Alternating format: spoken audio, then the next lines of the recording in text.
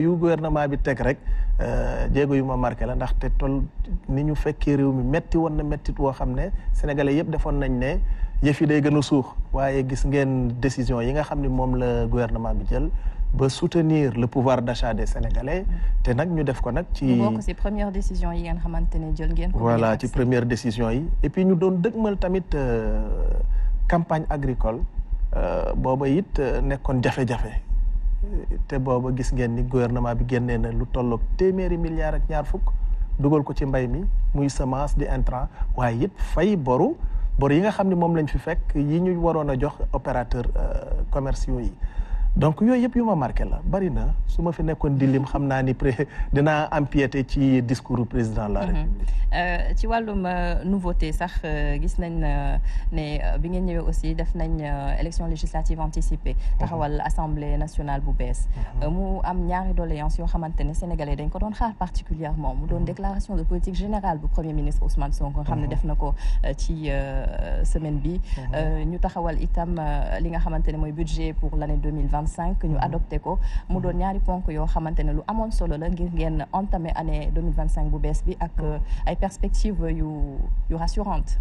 waaw xam nga déclaration de politique générale weesu na nekk aada républicain c'est-à-dire aada boo xam ne premier ministre mu ñëw rek def ko waaye acte constitutionnel la ndaxte constitution bi ci article 455 moom moo wax ni premier ministre bu ñu fal bu bees bu ne dafa war a dem ci kanamu ndawi réew mi wax leen fan la fekk réew mi waaye it fan la ko jëmale waaye malheureusement bi ñuy sénégalais yi di dénk réew mi dafa fekkoon lii ñuy tuddee règlement intérieur u assemblée nationale dafa génne woon premier ministre ci doxalinu assemblée nationale alors premier ministre bi mu ñëwee rek bi ñu ko nommé rek dafa daal di wax ministre yëpp préparer leen déclaration de politique générale parce que fa la ñu jëm waaye bi mu laajee waa assemblée nationale ñu changé règlement intérieur bi mu xaw a yéex nag changement boobu parce que nit fa ñu la xamulee boo fa demee bu ñu la fa dàqee it yaa tooñ sa bopp donc malheureusement y a eu aussi yeneen affaires yoo xam ne ñoo tax ba ñu président de la République comprendre ne majorité bi fi nekkoon du woon majorité boo xam ne dafa naroon a doxal jàmm ci digganteem ak pouvoir bu bees bi pouvoir exécutif bi looloo tax président de la République daal di jël dogalam boobu daal di dissoudre assemblée nationale organiser yeneen élection daal di delloowaat kàddu gi askanu Sénégal nag daal di génneewaat benn majorité bu bees bu mu méngoog majorité exécutive bi loolu moo tax premier ministre samedi bii ñu génn lay soog a mën a def déclaration de politique générale muy nag aussi yooyu yëpp di jéego yu ma marqué ci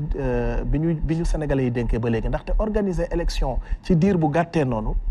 organiser ko de façon aussi impeccable j'allais dire te amul benn ñaxtu kenn zéro contestation comme on dit loolu tamit di miracle boo xam ne nañ ko santé gouvernement bi santé ko président de la République ndaxte fekkoon nañu réew mi nag ci situation bu doy waar boo xam ne yii ma fi tudd yëpp ku ko def ci situation yooyu jàppal ni def nga miracle bu rëy a rëy ci doxalinu réew mi. am na leneen lu bees aussi lu ñu nemmeeku ci assemblée bi moo nekk bi ñuy jàllale budget 2025 bi. ñu ngi ko def par voie 86-6. C'est prévu par la Constitution certes, mais c'est une première au Sénégal. waaw parce que nag situation exceptionnelle solution exceptionnelle maanaam bu ñu tolloo ci ay situation boo xam ne kenn mësu koo gis faaw nga wut solution boo xam ne it solution bu mësta am ci réew mi la dañoo nekkoon ci diir boo xam ne dissolution assemblée bi ak élection yi daf ñoo mayul woon ñu am possibilité dem plénière waaye nag débat amoon na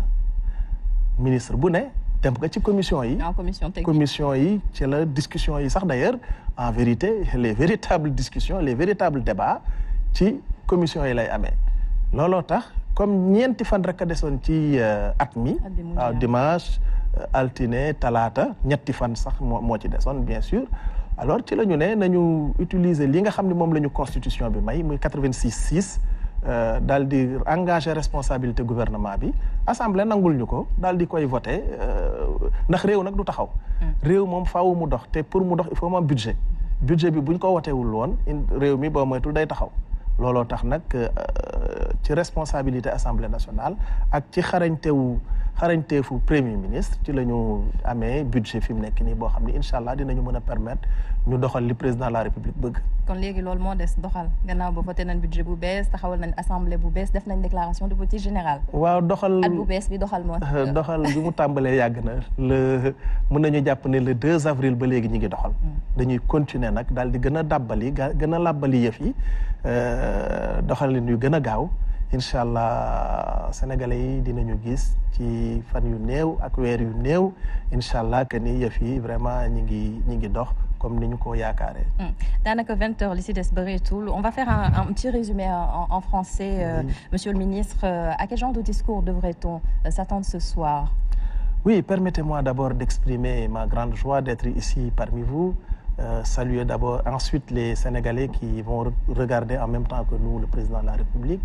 Une grande joie puisque nous avons toujours eu l'honneur d'écouter un président de la République qui à chaque fois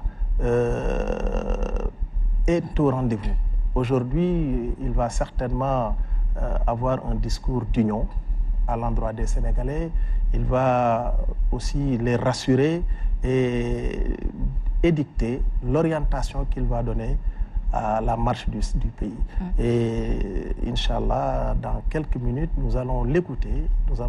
en même temps que les Sénégalais qui nous regardent. Une nouvelle politique qui va s'appuyer justement sur le référentiel Sénégal 2050. Oui,